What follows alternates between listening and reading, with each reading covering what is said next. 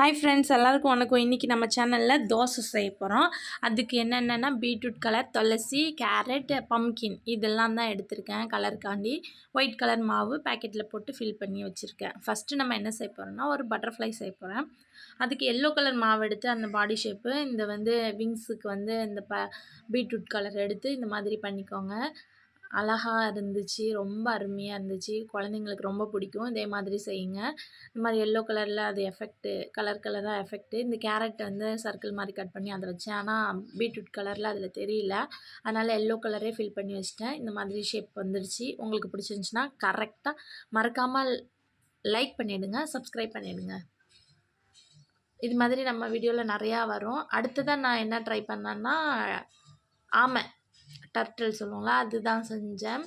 அதுக்கு இந்த மாதிரி ஒயிட் கலர் மாவு எடுத்து அவுட்லைன் வரைஞ்சிட்டு அடுத்ததாக அதுக்குள்ளே அந்த துளசி மாவு க்ரீன் கலர் வச்சுருக்கோம்ல அதை ஃபில்லப் பண்ணிக்கிட்டேன். அதே மாதிரி நீங்களும் பண்ணிக்கோங்க. அதுக்கு கண், காது, மூக்கெல்லாம் அதெல்லாம் வச்சுக்கோங்க. இந்த மாதிரி கொஞ்சம் மாவு கொஞ்சம் இப்படி பிசுறாக இருக்குல்ல, அதெல்லாம் நான் சரி பண்ணிட்டேன். ஆனால் அந்த வீடியோவில் காமிக்க முடியல. நீங்கள் அதை மாதிரி செய்யாமல் கொஞ்சம் அழகாக நிதானமாக பார்த்து செய்யுங்க. நான் ஸ்கூலுக்கு டைம் ஆயிடுச்சுன்னு சீக்கிரம் செஞ்சுட்டேன். நீங்களும் கொஞ்சம் பொறுமையாக செய்யுங்க. அப்புறம் இந்த ஓடு எஃபெக்ட்டுக்கு ஒயிட் கலர் மாவில் அந்த மாதிரி பண்ணிக்கோங்க. ஆமாம், சூப்பராக இருந்துச்சு. அடுத்ததாக கேரட் செய்ய போகிறோம். கேரட் மாவு அரைச்சி வச்சுருந்தோம்ல, அதை எடுத்து அழகாக அந்த மாதிரி கேரட் ஷேப்பில் பண்ணிக்கோங்க. அதில் குழந்தைங்களுக்கு இது ரொம்ப பிடிக்கும். அதில் இந்த க்ரீன் கலருக்கு லீஃப்க்கு வச்சுக்கோங்க. இதுலேயும் ஃபேஸ் போட மறந்துட்டேன். இந்த ஃபேஸ் போட்டிங்கன்னா இன்னும் கொஞ்சம் அட்ராக்டிவாக இருக்கும். நீங்கள் அந்த மாதிரி ட்ரை பண்ணுங்கள். அடுத்ததாக ஒரு ஃப்ளவர் செஞ்சேன். அது பிங்க் கலர், அந்த பீட்ரூட் கலர் இந்த ஃப்ளவருக்கு ரொம்ப அருமையாக இருந்துச்சு. பொம்பளை பிள்ளைங்களுக்கு இது ரொம்ப பிடிக்கும். இதை அடிக்கடி செஞ்சு கொடுங்க, அவங்களுக்கு ரொம்ப பிடிக்கும். அதுலேயும் ஃபேஸ் போட மறந்துட்டேன். போட்டிருந்தா இன்னும் சூப்பராக இருந்திருக்கும். எனக்கு ரொம்ப பிடிச்சிருந்துச்சு இந்த ஃப்ளவரு. பிங்க் கலர் ஃப்ளவர் அழகாக இருந்துச்சு. உங்களுக்கு இது பிடிச்சிருந்துச்சின்னா மறக்காமல் கமெண்டில் சொல்லுங்கள்.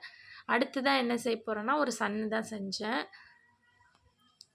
அதுக்கு இந்த எல்லோ கலர் மாவு எடுத்துகிட்டு இந்த மாதிரி போட்டுட்டு அதுலேயும் ஒரு ஃபேஸ் வச்சிட்டோம்னா அது பார்க்குறதுக்கு ரொம்ப அழகாக தெரியுது. சிரிக்கிற மாதிரி அந்த ஒயிட் கலர் மாவு எடுத்து இப்படி ஸ்மைல் போட்டுருங்க.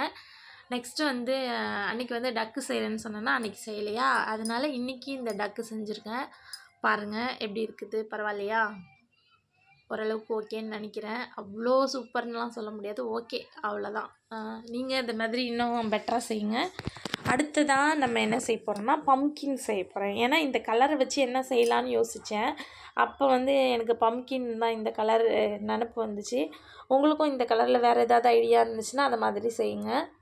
இந்த மாதிரி பம்கின் வரைஞ்சிட்டு அதில் கேப்பில் இந்த கலரை ஆட் பண்ணிட்டேன். அதுக்கப்புறமா மேலே ஒயிட் கலர் அந்த மாதிரி பண்ணிவிட்டு ஃபேஸ்க்கு மிளகு